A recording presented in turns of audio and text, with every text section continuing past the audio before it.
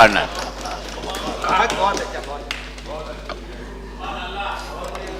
Honorable Deputy Chairman, sir, I rise to speak on behalf of my party, All India Anna Dravida Munnetra Kazhagam, in the motion of thanks on the President's address. I am deeply grateful to the leader of my party and the leader of the Tamil people, Honorable Madam Puratchi Thalavi Amma Jayalalitha ji, for giving me this rare opportunity. His Excellency, the President of India, on the day has broadly outlined the future course of action this government plans to take. Some sounded routine, some sounded new, but some expectations of the people did not find a place. First of all, I would like the government to clarify the controversy surrounding the GDP growth of our economy. The President in his address said that as a result of this government's sustained efforts and series of policy initiatives, Indian economy is again on the high growth trajectory. He said, our GDP is growing at 7.4%, which makes India the fastest growing large economy in the world. The Economist magazine, in a write-up on the issue dated 14th February 2015, disputes this figure. It says, and I quote, India's number crunchers recently updated the base year for calculating GDP to 2011-12, thus revising GDP growth for 2013-14 up to 6.9% from a previous estimate of 4.7%. Some analysts question the data, pointing out that the evidence from small businesses suggests that the economy is struggling to accelerate, unquote. That is from the Economist magazine. I see this article, this write-up, in the backdrop of many Indian economists, businessmen, and academicians saying nothing has changed in the last 9 months. The people of India are also beginning to say that the honeymoon is over and struggles of life continue as before. The President mentions about the reduction of oil price at the retail point. This government cannot take credit for the reduction of oil price, sir. Oil prices all over the world are falling.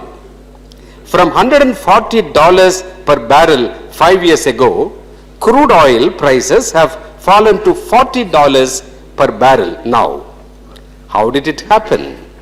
It is due to the new method of digging out crude oil, namely hydraulic fracking. That is, water mixed technology to break the rocks and reach the oil beds underneath.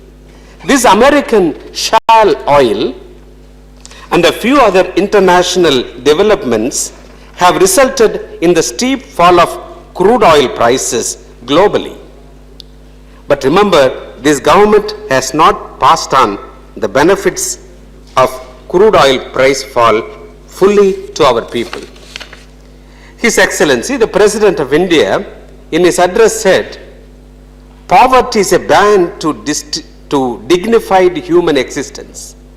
Development is actualized only when the last person gets a sense of fulfillment, especially regarding his minimum needs. Well said. We hope this government has the commitment to fulfill the needs of the last person of this country. The way some of the associates of this government are speaking and behaving do not give us that confidence that you are serious about the Sabka Saath, Sabka Vikas, altogether development for all.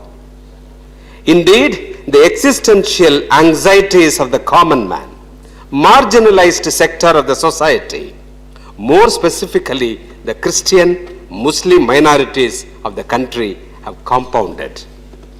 Instead of putting all our efforts on the struggle of nation building and development, not only the associates of this government, but also ministers, members of parliament of the ruling party are talking about certain issues that sparks communal hatred against religious minorities.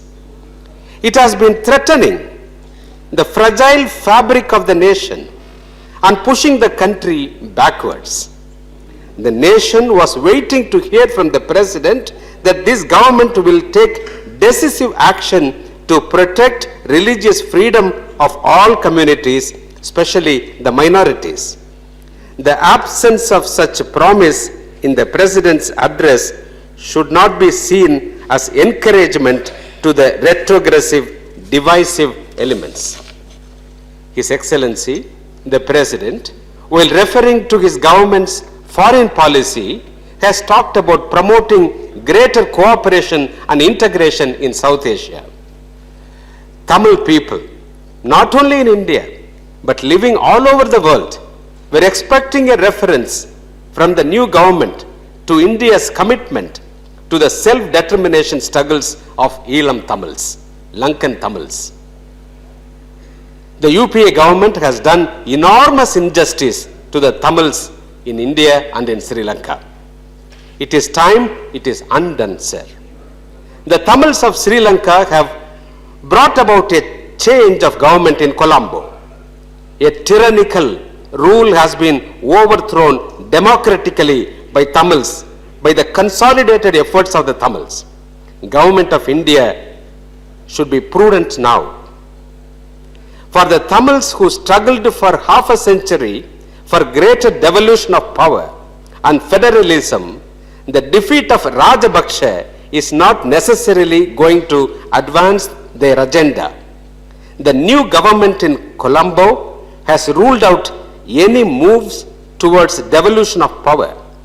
Government of India should be vigilant and ensure, in the name of regional cooperation, the rights of the Tamil people is not sacrificed by the policy makers in Delhi. And finally, sir, I would like to remind the ruling coalition that the people of India had voted them to power with the hope that there will be an end to dynastic rule, that there will be an end to the development of a privileged few, that there will be an end to the looting of the national resources like 2G spectrum, coal blocks, etc. The nation is eagerly awaiting to see a just society and an equitable distribution of wealth and an end to religious intolerance.